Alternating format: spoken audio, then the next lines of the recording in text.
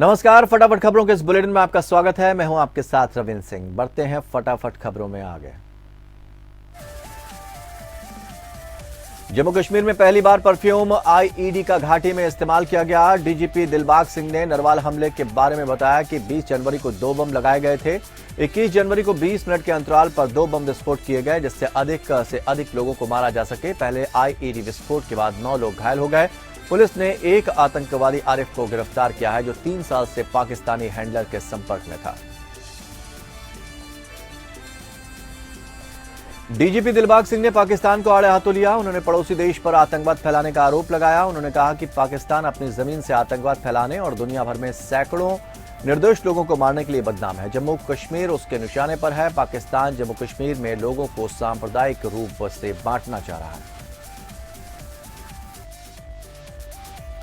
दिल्ली नगर निगम के मेयर के चुनाव के लिए तारीख तय हो गई है। उपराज्यपाल वीके सक्सेना ने 6 फरवरी को मेयर का चुनाव कराने के प्रस्ताव को मंजूरी दी है।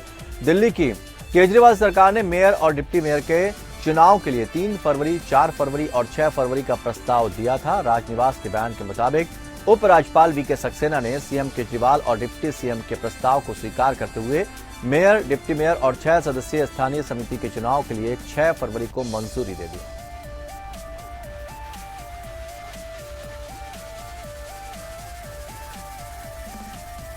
बीजेपी और आम आदमी पार्टी के पार्षदों के बीच हंगामे के बाद 6 जनवरी और 24 जनवरी की 2 पिछली बैठकों को बिना कवायद के स्थगित कर दिए जाने के बाद राजधानी शहर में मेयर और डिप्टी मेयर का चुनाव होना है। इस बीच राजधानी में मेयर चुनाव बार बार स्थगित होने को लेकर आम आदमी पार्टी ने सुप्रीम कोर्ट का रुख किया। आपने समय पर तत्काल मेयर चुनाव की मांग की थी। अडानी ग्रुप ने अपना एफपीओ रद्द कर दिया है। अडानी एंटरप्राइजेज लिमिटेड के चेयरमैन गौतम अडानी ने कहा है कि मार्केट में उतार चढ़ाव को देखते हुए कंपनी के बोर्ड ने एफपीओ को रद्द करने का फैसला किया। अडानी ग्रुप के चेयरमैन गौतम अडानी ने कहा है कि शेयर बाजार में हलचल और मार्केट में उठापटक को देखते हुए कंपनी का उद्देश्य अपने निवेशकों के हितों की रक्षा करना है, इसलिए हम एफपीओ से प्राप्त रकम को वापस करने जा रहे हैं और इससे जुड़े लेन देन को खत्म कर रहे हैं।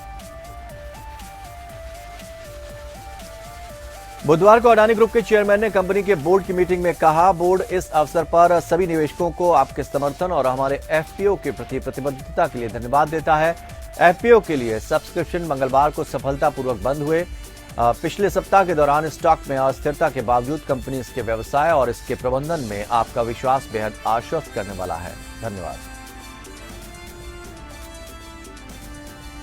गौतम अडानी ने कहा कि आज बाजार में अभूतपूर्व हलचल है और दिन भर हमारे स्टॉक की कीमतों में उतार चढ़ाव होता रहा। इन असामान्य परिस्थितियों की वजह से कंपनी के बोर्ड ने फैसला किया है कि एफपीओ की प्रक्रिया को जारी रखना नैतिक रूप से सही नहीं होगा। हमारे लिए निवेशकों का हित सबसे महत्वपूर्ण है, इसलिए उनको किसी भी संभावित वित्तीय नुकसान से सुरक्षा देने के लिए बोर्ड ने तय किया है कि एफपीओ को जारी नहीं रखा जाए।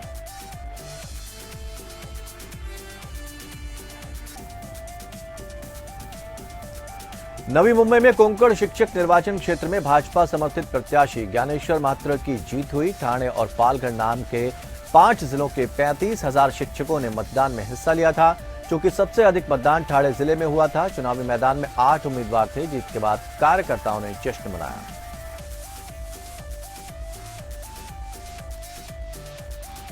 अमेरिकी जांच agency federal bureau of investigation ने राष्ट्रपति जो बाइडेन के रेहोबोथ बीच डेलावेयर होम पर जबरदस्त छापेमारी की। अभी कुछ महीनों पहले अमेरिका के पूर्व राष्ट्रपति डोनाल्ड ट्रंप के घर पर एफबीआई ने छापेमारी की थी।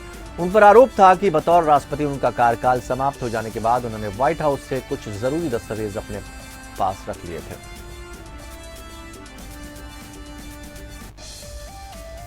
इसी तरह से मिलते जुलते मामले में मौजूदा राष्ट्रपति जो बाइडेन के घर पर भी एफबीआई ने रेड की है। हालांकि इस संबंध में बाइडेन के वकील ने कहा कि तलाशी में राष्ट्रपति बाइडेन के घर से एफबीआई को कोई दस्तावेज नहीं मिले। बीबीसी के मुताबिक एक आधिकारिक बयान में बाइडेन के वकील ने कहा कि ये तलाशी राष्ट्रपति के पूर्ण समर्थन के साथ योजनाबद्ध तरीके से की गई।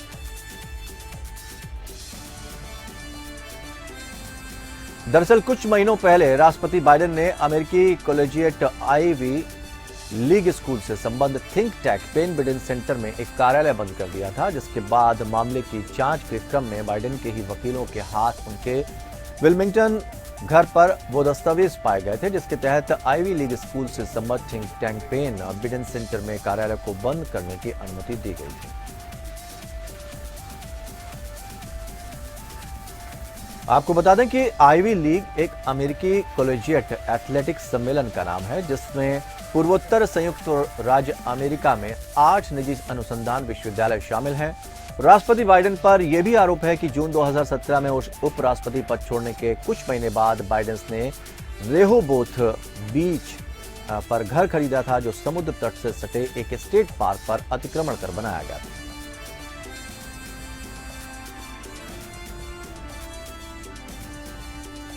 भारत और न्यूजीलैंड के बीच 3 T20 मैचों की सीरीज का तीसरा मुकाबला अहमदाबाद के नरेंद्र मोदी स्टेडियम में खेला गया। टीम इंडिया ने इस मैच को 168 रन से अपने नाम कर लिया। इस जीत के साथ ही भारत ने सीरीज को 2-1 से अपने नाम किया।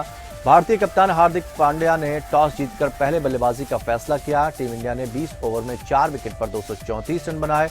शुभमन गिल ने 63 गेंदों पर नाबाद 126 रन बनाए। जवाब में न्यूजीलैंड की टीम 12.1 ओवर में 66 रन पर सिमट गई। T20 इतिहास में टीम इंडिया की यह सबसे बड़ी जीत है। इससे पहले उसने 2018 में आयरलैंड को 148 रन से हराया था। दूसरी ओर न्यूजीलैंड की T20 इतिहास में यह सबसे बड़ी हार है।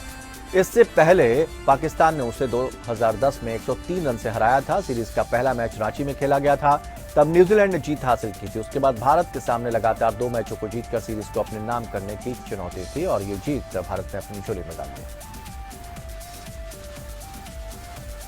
पिछले साल हार्दिक ने आयरलैंड और न्यूजीलैंड को हराया था। वहीं इस साल श्रीलंका के बाद अब न्यूजीलैंड के खिलाफ सीरीज जीत ली। भारतीय कप्तान हार्दिक पांड्या ने टॉस जीतकर पहले बल्लेबाजी का फैसला किया। टीम इंडिया ने 20 ओवर में 4 विकेट पर 234 रन बनाए। शुभमन गिल ने 63 गेंदों पर नाबाद 126 रन बनाए। जवाब में न्यूजीलैंड की टीम 12.1 ओवर में 66 रन पर सिमट गई। नेपाल के गंडकी नदी से शालिग्राम की शिला अयोध्या पहुंची। अयोध्या धाम में इसका भव्य स्वागत हुआ। ढोल नगाड़ों के साथ शालिग्राम शिला का स्वागत किया गया। कार सेवकपुरम में इसका पूजन शुरू किया गया। वहीं भक्त इसके दर्शन पूजन का काफी समय से इंतजार कर रहे थे। यूपी के जौनपुर में तेज रफ्तार का कहर देखने को मिला, जहां एक तेज रफ्तार बस ने लोगों को टक्कर मार दी, जिसके चलते करीब 6 लोग घायल हो गए। घटना सीसीटीवी कैमरे में कैद हो गई। आपको बता दें कि घटना जलालपुर के त्रिलोचन महादेव बाजार की। उत्तर प्रदेश के सहारनपुर में युवक युवती को आत्महत्या का सनसनीखेज मामला सामने आया। यहां थाना रामपुर क्षेत्र के चुनेहटी फाटक पर एक युवक और युवती ने चलती ट्रेन के सामने कूदकर जान दे दी, जहां पर दोनों की मौके पर मौत हो गई। मृतक युवक की पहचान राजकुमार निवासी शेरपुर के रूप में हुई। पुलिस इस मामले को प्रेम प्रसंग से जोड़कर देख रहा है। समाजवादी नेता स्वामी प्रसाद मौर्य के बयान पर अयोध्या के संत बेहद नाराज हैं। हनुमानगढ़ी के सैकड़ों संतों ने स्वामी प्रसाद मौर्य के खिलाफ मोर्चा खोल दिया। उन्होंने मौर्य के पुतले को जूते की माला पहनाकर लता मंगेशकर चौक तक विरोध जुलूस निकाला और लता मंगेशकर चौक पर स्वामी प्रसाद मौर्य का पुतला फूंका। वहीं अखिलेश यादव को संत समाज ने धार्मिक बताया। भारत और नेपाल के बीच अच्छे संबंधों को बनाने के लिए मैत्री यात्रा का शुभारंभ किया गया। सैकड़ों की संख्या में लोग मैत्री यात्रा में शामिल होकर महान लेखक रामधारी सिंह दिनकर के गांव बरौनी से निकलकर कुशीनगर पहुंचे, जहां स्थानीय लोगों ने जलपान के साथ यात्रा में सभी लोगों का जोरदार स्वागत किया।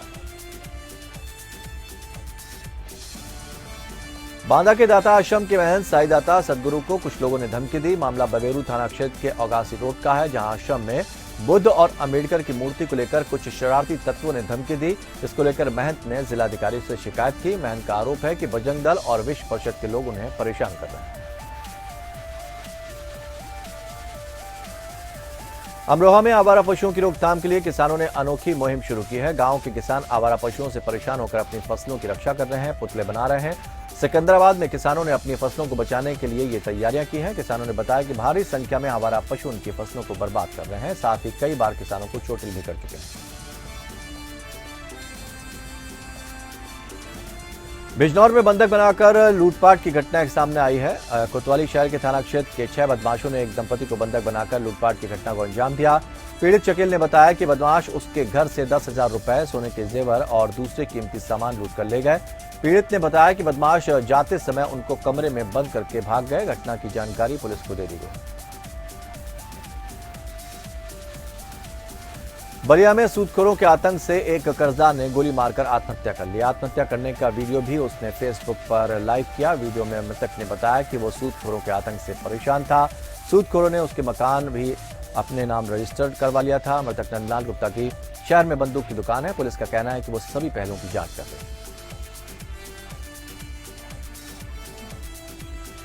जौनपुर डीएम कार्यालय पहुंचे दिव्यांग पति पत्नी ने ट्राईसाइकिल के लिए डीएम से गुहार लगाई। जिलाधिकारी जौनपुर मनीष कुमार वर्मा ने दरियादिली दिखाते हुए दोनों से बात की। डीएम ने तत्काल फोन कर कर्मचारियों को निर्देश दिया कि फॉर्म भरवाकर इनको ट्राईसाइकिल दी जाए। वहीं जिलाधिकारी की इस पहल पर दंपति ने उनका आभार जताया। लखनऊ में यूपी एसटीएफ को बड़ी कामयाबी हासिल हुई है। एसएससी जीडी कांस्टेबल की परीक्षा हल कराने वाले 2 सॉल्वर और 1 अभ्यर्थी को गिरफ्तार किया गया। एसटीएफ द्वारा पकड़े गए आरोपियों के नाम अर्पित कुमार, जतिन कुमार और सचिन कुमार हैं। इनके पास से कई अहम दस्तावेज भी बरामद किए गए हैं। मुजफ्फरनगर के जीआईसी ग्राउंड में किसानों की विभिन्न समस्याओं को लेकर भारतीय किसान यूनियन का 5 दिनों से अनिश्चितकालीन धरना प्रदर्शन चल रहा है। जीआईसी ग्राउंड में किसानों ने रात में रुकने के लिए 40 से 50 झोपड़ियां तैयार कर दी हैं। ग्राउंड में भोजन के लिए भंडारे की भी व्यवस्था की गई है। यूनियन के राष्ट्रीय प्रवक्ता राकेश टिकैत ने कहा कि धरना लंबा चलेगा। गोरखपुर फैजाबाद खंड स्नातक निर्वाचन क्षेत्र एमएलसी चुनाव की मतगणना सुबह 8 बजे शुरू हो गई। इसके लिए सभी तैयारियां पहले ही पूरी कर ली गई थी। मतगणना के लिए 14 टेबल बनाए गए। मतगणना में 4 शिफ्ट में 560 कर्मियों की ड्यूटी लगाई गई है। गोरखपुर फैजाबाद खंड स्नातक निर्वाचन क्षेत्र के सभी 17 जिलों से मतदान के बाद मतपेटियों को दीनदयाल उपाध्याय विश्वविद्यालय में बने स्ट्रांग रूम में रखा गया है। हाथरस से हैरान करने वाला एक मामला सामने आया है। आरोप है कि मिड डे मील एनजीओ खुलेआम मनमानी कर रहा है। प्राथमिक विद्यालयों में दोपहर के भोजन में बच्चों को ज्यादातर केवल चावल परोसे जा रहे हैं। मानकों के मुताबिक बच्चों को दोपहर का भोजन नहीं दिया जा रहा और घटिया क्वालिटी के चलते बच्चों ने अपना विरोध जताया और बच्चों ने खाना खाने से इनकार कर दिया। कानपुर में आईटीआई पांडुनगर में स्नातक और शिक्षक एमएलसी चुनाव को लेकर मतगणना हुई, जिसके चलते सुरक्षा व्यवस्था के कड़े बंदोबस्त किए गए। Joint police commissioner Anand Prakash Tiwari ने बताया कि मतगणना को सुचारू रूप से चलाने के लिए मतगणना कर्मी, प्रत्याशी, एजेंट और पुलिसकर्मियों को ही यहां पर मौजूद रहने की बात कही है। पूरी पारदर्शिता, निष्पक्षता और स्वतंत्र रूप से मतगणना कराई जाएगी। प्रयागराज में झांसी शिक्षक निर्वाचन क्षेत्र एमएलसी चुनाव की मतगणना चल रही है। 14 टेबलों पर वोटों की गिनती की जा रही है। मतगणना स्थल पर सुरक्षा के कड़े बंदोबस्त किए गए हैं। मतगणना के बाद भाजपा, सपा सहित 10 उम्मीदवारों की किस्मत का फैसला आज होगा।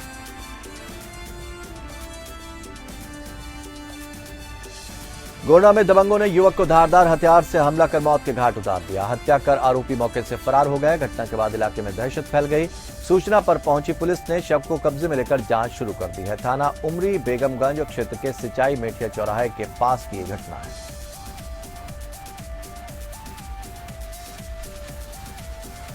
खूब कहा जाता है कि प्यार किया, कोई चोरी नहीं की तो डरना क्यों। ऐसा ही प्यार का एक मामला देखने को मिला अम्बेडकर नगर से जहां प्यार परवान चढ़ा तो प्रेमी जोड़ों ने साथ में जीने मरने की कस्में खा ली और छुप छुप कर मिलना शुरू कर दिया। लेकिन छुप छुप मिलते प्रेमी प्रेमिका को परिजनों ने दबोच लिया और प्रेमी युगल को थाने लेकर पहुंचे, जहां दोनों पक्षों की रजामंदी से प्रेमी जोड़े की शादी करा दी।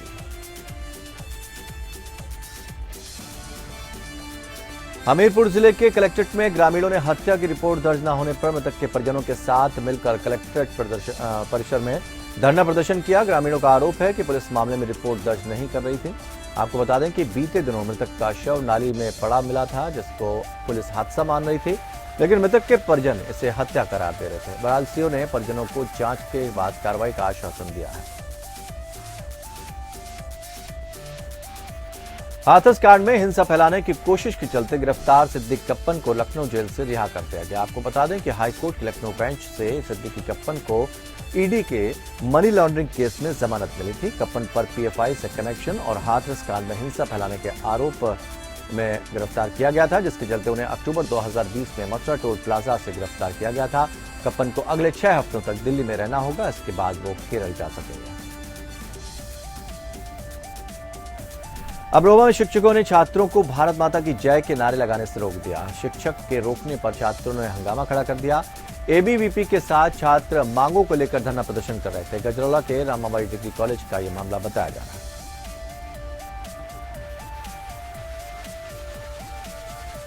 महोबा में किसान की धारदार हथियार से हत्या कर दी गई। अज्ञात बदमाशों ने वारदात को अंजाम दिया। 40 वर्षीय किसान की हत्या से परिवार में हड़कंप मच गया। निर्मम हत्या से इलाके में कोहराम मच गया। सूचना पर पहुंची पुलिस हत्याकांड की जांच में जुटी है। महोबा में 3 दिवसीय यूपी नेचर एवं बर्ड फेस्टिवल का आयोजन किया गया। वन एवं पर्यावरण राज्य मंत्री डॉक्टर अरुण कुमार ने फीता काटकर इसका उद्घाटन किया।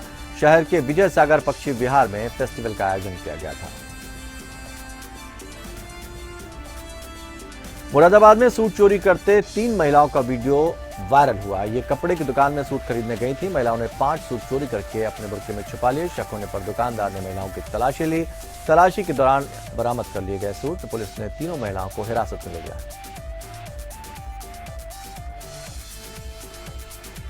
अमरोहा में सट्टा माफियाओं के हौसले लगातार बुलंद हो रहे हैं। प्रदेश की पुलिस लॉ एंड ऑर्डर को लेकर बड़े बड़े दावे करती नहीं थकती, लेकिन पुलिस की नाक के नीचे सट्टा बाजार फल फूल रहा है और सट्टा कारोबारी इन गतिविधियों को अंजाम दे रहे हैं, जिसका वीडियो सोशल मीडिया पर वायरल हो रहा है। मामला हसनपुर कोतवाली क्षेत्र के मोहल्ला रहरा अड्डे का है। बिजनौर में हैरान कर देने वाला एक मामला सामने आया, जहां रिश्ते के लगन में डीजे के डांस के दौरान हत्या की वारदात को अंजाम दिया गया। दरअसल 2 युवक डांस कर रहे थे, जिनके बीच किसी बात को लेकर विवाद हो गया, जिस पर युवक ने दूसरे युवक के सिर पर ताबड़तोड़ वार कर दिए और युवक की मौत हो गई। घटना की जानकारी पर पुलिस पहुंची और जांच शुरू की। बलिया में आयोजित अखिल भारतीय विद्यार्थी परिषद के छात्र महाकुंभ जिला सम्मेलन में पहुंचे यूपी के परिवहन मंत्री दयाशंकर सिंह ने स्वामी प्रसाद मौर्य के ट्वीट कर दिए गए बयान पर पलटवार किया। दयाशंकर ने कहा कि स्वामी प्रसाद मौर्य जब से चुनाव हार गए हैं वो विचलित हो गए हैं। वो चर्चा में आने के लिए इस तरह की भाषा का प्रयोग करते हैं। यूपी के कौशाम्बी जिले में वॉशिंग पाउडर खरीदने गई बच्ची के साथ दुष्कर्म का एक मामला सामने आया है। आरोप है कि दुकान में वॉशिंग पाउडर लेने के लिए मासूम गई तो युवक ने जबरन उसे घर के अंदर घसीट लिया। घर पर पहुंचकर मासूम ने मां को इसकी जानकारी दी। इस मामले में मुकदमा दर्ज किया गया।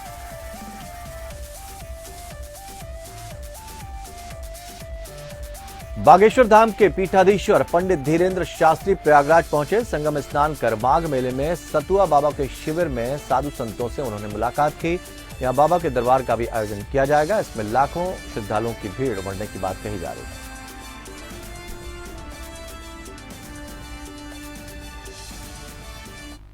तो इस बुलेटिन में फिलहाल इतना ही, लेकिन खबरों का सफर लगातार जारी रहेगा। जुड़े रहिए हमारे साथ।